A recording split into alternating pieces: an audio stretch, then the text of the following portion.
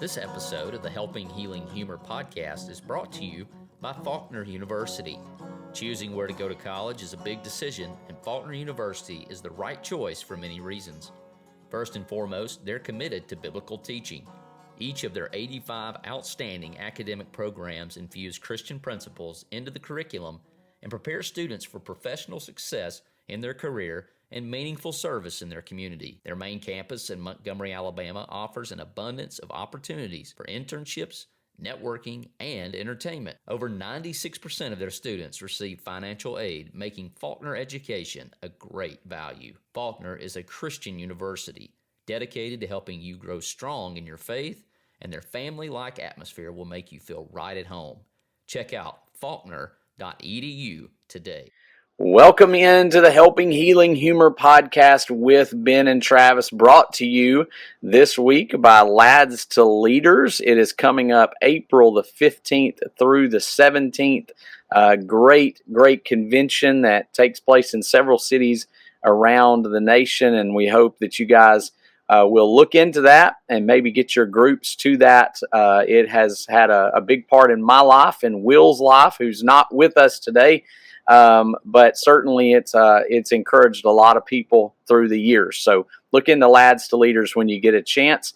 And we are here once again with Travis Creasy, who is always with me by my side. Travis, how are you doing today?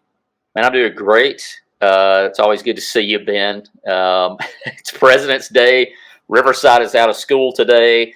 We're going into CYC, which means I won't go to work on Friday either. So I'm rocking a 3-day work week, but it is a big weekend. And part of that big weekend, I'm sure that Faulkner University is going to be there at the convention center hanging out. And we sure have enjoyed having them as a title sponsor.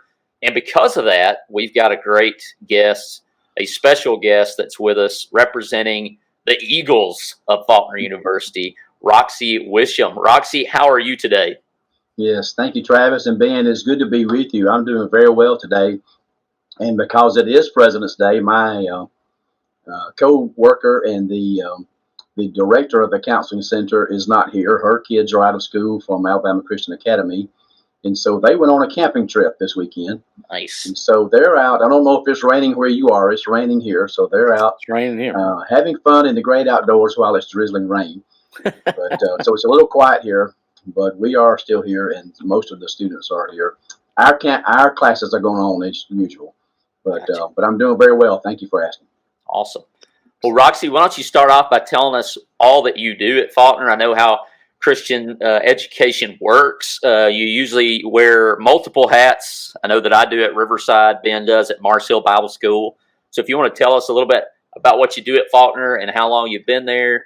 As you can tell from appearances, I have a lot of years on me, and in that time, I've gained a little bit of wisdom to learn how to sidestep some of those multiple hats, and so I don't wear that many. And most of my responsibilities here are primarily as a mental health counselor for the university students, okay, undergraduate and graduate students, and employees. And I do teach a foundations class that all of our freshmen go through and transfer students. It's an interesting introduction to the students, and that's fun, and it gives me just enough experience with the teaching and using the technology that all the instructors, professors use to realize how poor I am at that, and to recognize that I need to stick to counseling. But it's been fun. That's been a good experience, good for me. And I have people sometimes years later who are in one of my foundations classes. I had a gentleman recently who's in law school now who has come back for counseling after 6 years. And he was in my foundations class 6 years ago and felt some sense of rapport. And so he sought me out and came back for counseling after that period of time. So that's cool to make that connection. But my job primarily is mental health counselor, and we do there's two of us that are full-time and one that's half-time. Phoebe Dunn is half-time with us here at Faulkner, and she works half-time with Vaughn Park Church of Christ here in town. Michelle Bond is our director and is full-time here, and she's has been the director for quite some time and does an excellent job, and is a great person to work with. So So the counseling center stays pretty busy, and that's most of what we do. Very, very cool. And so, as you work with Faulkner, kind of tell us a little bit about some of your favorite aspects of Faulkner's culture. Just anything that you want to talk about, daily perks of working there, annual events, whatever it may be that just kind of stands out to you as favorite aspects. I love being at Faulkner. I retired from a civil service job, and people used to ask me. I worked with the post office for a number of years and did all the jobs, including management there. And people used to ask, well, what are you going to do when you retire? And I would tell them, I don't know, but it's going to have Saturdays off. And so I love any job that has Saturdays off. But this one in particular, because you feel like you're doing something that has the potential to change someone's life. And that's always an encouraging thing. But particularly here on campus at Faulkner, because obviously it is a Christian university, and that creates a culture that's different from almost any place today. Now, we have a number of Christian colleges in the United States and several in the Southeast. And all of those universities and colleges have a culture that's unique in that college setting. So that fact that it is a Christian environment, and there is a daily chapel, and all the professors have a perspective, a Christian worldview and perspective. And so when you're learning history or biology or whatever the topic is, you're learning it from someone who has a Christian worldview. And I think that makes a world of difference. And so there's that is pretty obvious. I think everybody would be well aware as a Christian university that is a benefit of being here. One of the things that probably less obvious is it's been amazing how over the years, and particularly the last 6 or 8 or 10 years, Faulkner has really grown in diversity. The diversity of our student population is very impressive from a racial standpoint, from a multinational standpoint, and obviously gender. But I guess the thing that has pleased me the most, that makes me feel the best and the most hopeful, is we started some years ago. We started our first football program here, and that was a huge infusion of new people, and not all of those had that Christian perspective and worldview. And so there was a little bit of there was a period of time of adjustment. That part of the student body did not immediately integrate with the larger student body. So we had a few years that it was like the football players and then everybody else. And that was most unfortunate, and that created some racial segregation kind of accidentally came out of that. But we've had the last couple of head coaches have just done an amazing job of, first of all, weeding out those people that were troublemakers, but also integrating the good student athletes with all of the students on campus. Of course, a large percentage of our students now are student athletes. And so that integration has happened in a way it took some effort by a number of people, but if you're just a casual observer, it would seem like it just occurred naturally. But you see it in little things. As an old guy walking into the cafeteria, I can open my own door and I can hold the door for myself. I'm not quite that feeble yet. But these young 6 foot, 350-pound football players will stand there and hold the door while I creep up there at my slow pace. Just very kind-hearted and gentlemanly kind of things to do.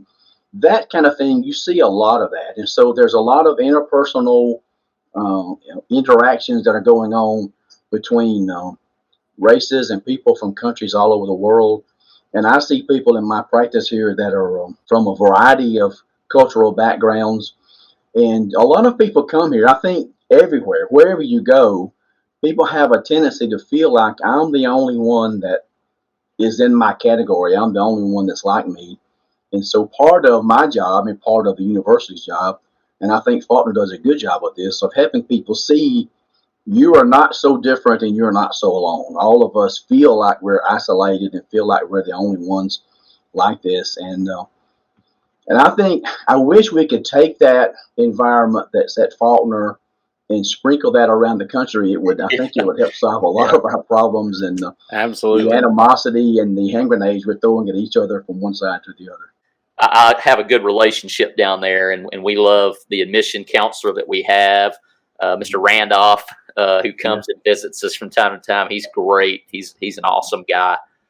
So there's those two things that we've got in common. So you're not alone on those things for sure. Well, I had one of your coaches was at church with us yesterday, Pritchard, who coaches the soccer team, was here. Yes. He married a young girl who was in our youth group, so they come around and visit with us occasionally. And so I was just talking to him about what you do about recruiting the kids from other countries, and he said they've got some people who does that. So I didn't know if he had to go on long trips, but they're a great little family and appreciate them very much. But we were talking about that culture yesterday together. So yes, and all of our coaches and all of our teams really do an amazing job of recruiting overseas.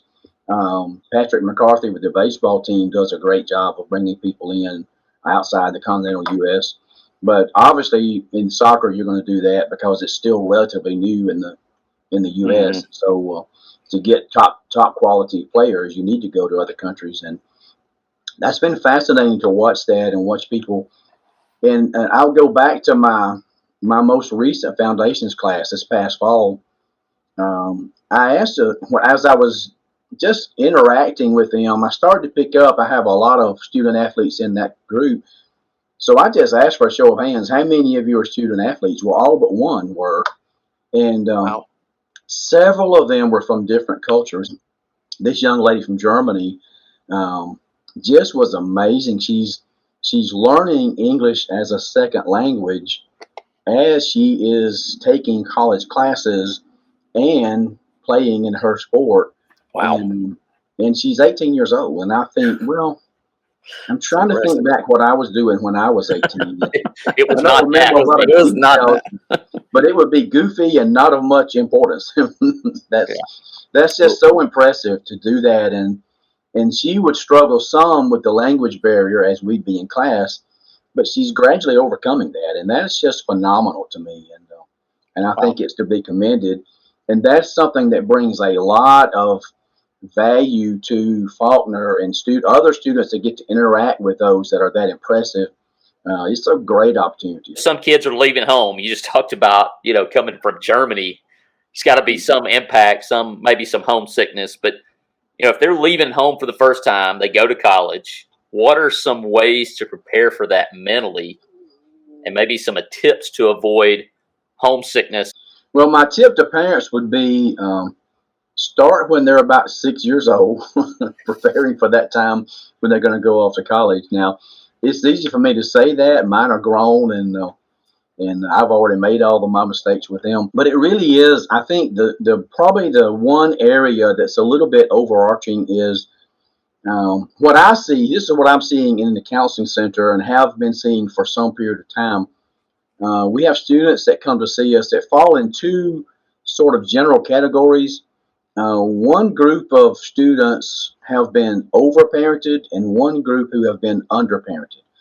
And so it's really sad. We have some who come in, you might not be aware of on a college campus how many people are here from very dysfunctional and broken families and have just unbelievably tragic stories of their childhood.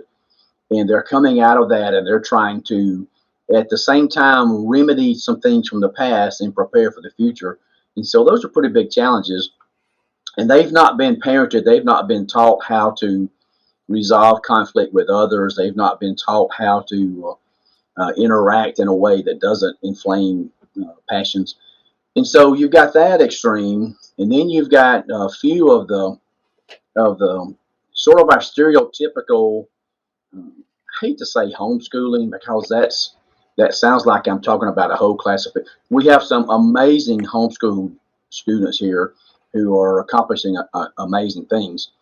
But the stereotype is that's a grouping that's kind of overprotected, and it's also that happens. I came from a family. My parents were overly protective of me. My parents parented out of fear, and they wanted to make sure I was never exposed to sex, drugs, and rock and roll. And so, by the way they did that was I stayed in the house. I couldn't go to parties, and I didn't do many of the things that my friends in high school did. And that's an overly protective. That's suppressing young people and not allowing young people to develop the ability to make decisions.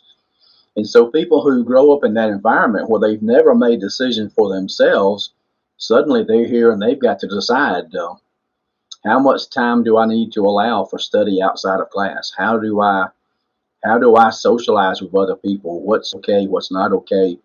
And so we have a lot of students, or some students in that category, that call the parents every day and kind of need some reassurance and some conversation. And that's not necessarily a bad thing, but if it's because you are afraid to launch into to be somewhat independent, it could be unhealthy. And so some of those same ones go home almost every weekend. Some of the parents are pushing that. I want you to come home every weekend so we can grill you on who you've been talking to, what's been going on. And you miss out, those students miss out on a lot of interaction with other students and activities on campus, and the socializing and the emotional maturity that you gain from being around others. And so, to back up to your question, I think beginning early and working hard to push yourself to allow your children to make more and more decisions for themselves while they're still living at home, and to while you're there with them to help correct and prop them up when they make bad decisions, to allow them to make some bad decisions. That's really a good way to prepare them for the time when they're going to leave home. And that time comes so quickly. All of us are shocked how quickly our kids are ready to go off to college. And it will happen to all of your listeners. It'll be like that. I got one more year left with one of mine. Isn't it amazing how quickly that comes? It's crazy. And, I've always said, and I've always encouraged, and I try to do this with my kids, but I probably fail a lot at it. You got to give them enough leeway that they can fail and learn from it. But Yes. you don't want to give them so much that it's going to be detrimental to them, and they're going to get hurt, or they're going to get killed, or whatever else. I mean, there's got to be there's a boundary there, but there is a need for them to be able to do things, experience things, and live with some of the consequences, so that they do know how to deal with that when they get out on their own, because I'm not going to be there forever. What are some tips for parents to assist, but also not be overwhelming or overbearing? Because there is that tendency to want to see them and lay eyes on them. Sure. Yeah. Well, and I don't know. It's hard to list specific tips, but in general, broadly, I would say this might surprise a lot of people. I think probably one of the greatest needs is for parents to learn and teach, or help their children learn conflict resolution skills. I think that's greatly missing in our culture and our society today. I think that's why we have some of the animosity on social media that we have in politics. It's just really has gotten worse and worse and worse, because people don't know how to have civil conversations and resolve conflict. Well, if you can't resolve conflict with your sibling in your family of origin, the odds of you resolving a conflict with a roommate in a university setting are not very high. Right. And so learning how to resolve just basic conflicts, and you want this and I want this, and that doesn't jive. How do we come to some solution that works for both of us? And how do I ask for forgiveness when I mess up? How do I come to you and say that hurt me when you did that thing? Just that kind of is sort of basic conversation skills, but conflict resolution is huge. And I think parents that will go and find a way to learn that with your children, you're doing them a great, great service, and they will be leaders almost immediately, because they will be surrounded by people who don't have those skills and will rely on them to help resolve conflicts, and people will bring them problems, because teenage years and college years, that's conflict and he said, she said, and somebody broke my heart. That's what's going on all the time. There might be a reason Jesus said, "Blessed are the peacemakers," because sometimes they're few and far between. People who know how to handle that. Along with that, what are some things that you've seen from or seen in college students from a mental health standpoint that might be different from previous generations? Because I know that there's a lot of new things out there too. So, what are some of the things you're seeing? That's a great question, and being from I hear from my generation, from the people that I went to back when Faulkner University was Alabama Christian College, back in the Stone Age. We were students here, and some of those people now, when we get together and we come on campus for alumni reunions, they will make comments about, well, why didn't we have counselors when we were here? And sometimes we'll kind of arrogantly talk about solving our own problems, and maybe we didn't have those problems. Well, it's hard to have an accurate perspective about yourself. I'm sure we probably had some needs for counseling and just were unaware of it. But here's a trend that I see developing. It seems to be growing quickly, and that is just the sheer amount of anxiety that students are carrying around with them.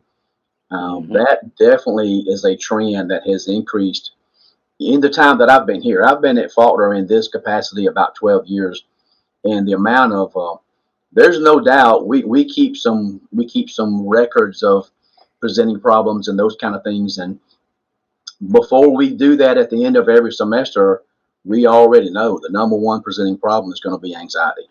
And then the things that are tagging along with that, depression and panic attacks.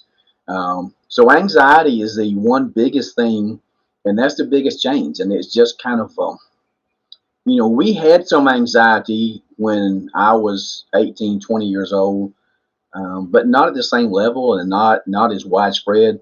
And we live in a United States culture,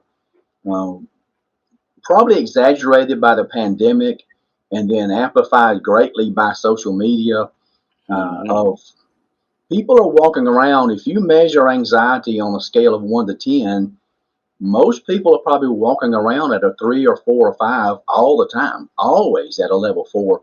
So it doesn't take much to jump up to an 8 or even a 10. And so I'm seeing students occasionally, graduate students, that have panic attacks that are severe enough they literally think they're having a heart attack. I've had a couple of law students who called paramedics because they thought they were having a heart attack, and it's a panic attack. And that's just an elevated outgrowth of anxiety. And so I think all of us at all ages probably are carrying more anxiety now than we have in the past.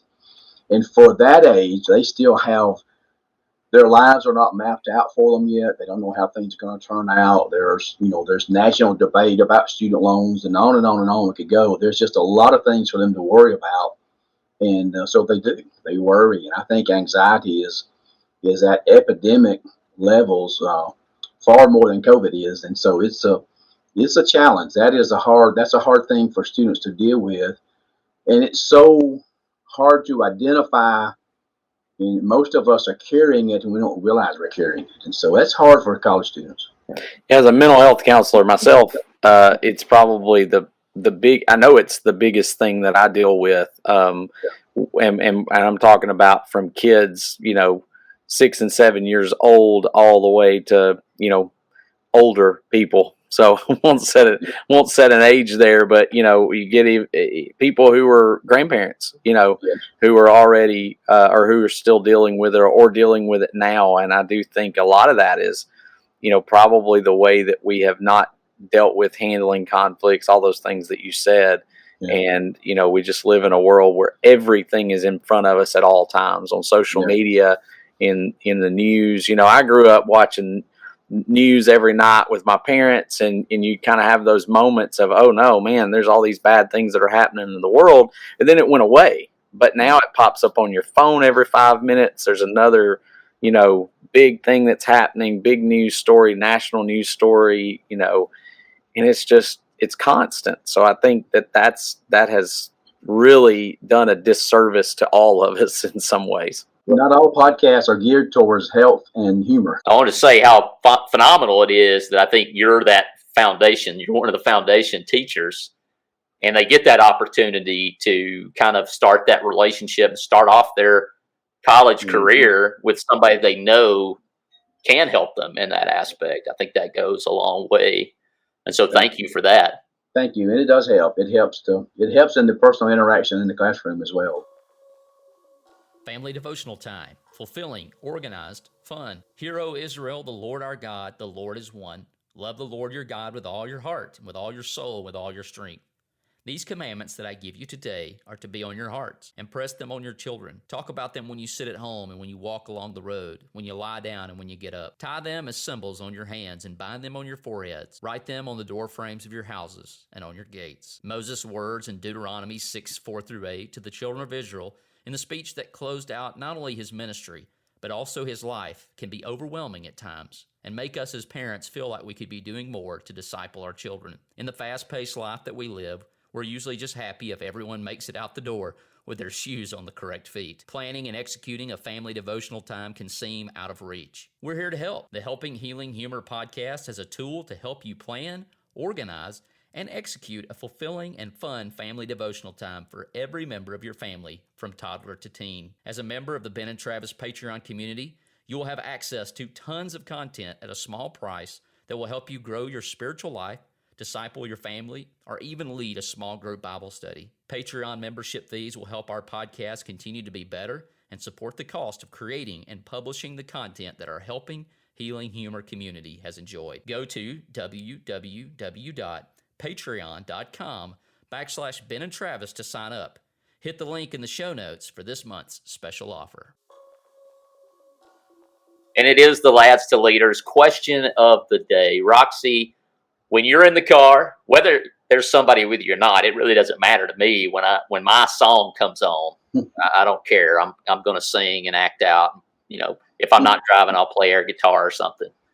But if there's a song that comes on the radio, you're going to turn it up. If it's warm enough, the windows are coming down so that even people outside the car can enjoy the performance. What song is your jam?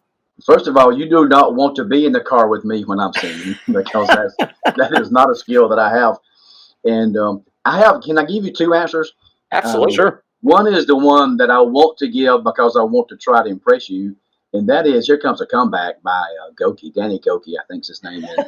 And it's a good song, and it's a good. The message is really strong, and it's a catchy song. But the truth is, the one that really will make me kind of shrug my shoulders is "Fancy Like" by Walter Hayes, because that is just so well written, and it's goofy, but it's kind of, he's singing. These are my people now.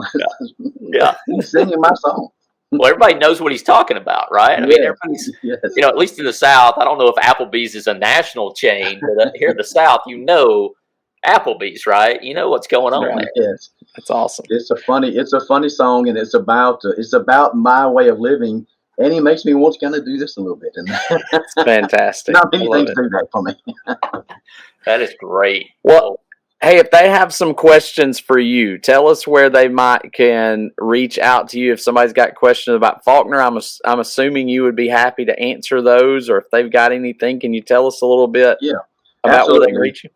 Absolutely. So many things are at faulkner.edu. You can find a lot there. But you can reach me at Wishum, ROWISHUM, at faulkner.edu. Email me about anything, and I'll be happy to respond as time allows. And but go to the Faulkner website and look around there. There's a lot. We're really pushing the new online mental health counseling program, and that's growing and expanding.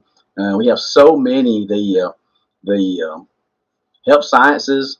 We've bought the shopping center next door, and that has been developed and remodeled, and that has just taken off. It's amazing what's happening in that. In the law school, we have a number of really good colleges within the university system that's doing very well. So any questions that you have, I'll be happy to try to answer. But again, as I get older, I'm realizing a lot of questions, it's better if I defer to somebody that actually knows the answer. But he can get you to somebody who can. That's exactly right. Yeah, correct. Well, thank you very much for joining us, Roxy. We appreciate you. We appreciate Faulkner University and what they're doing down there. Like I said, I've had several students come through there, and they've all developed and become great people. No matter how much damage I did, you guys were able to fix that, and I certainly appreciate your time. Thank you, Ben and Travis. Thank you for what you do and for sharing the idea of mental health and being able to do it with some humor. I think that's outstanding, and we need to be able to laugh at ourselves in order to learn and grow. And so I appreciate what you do. Thank you.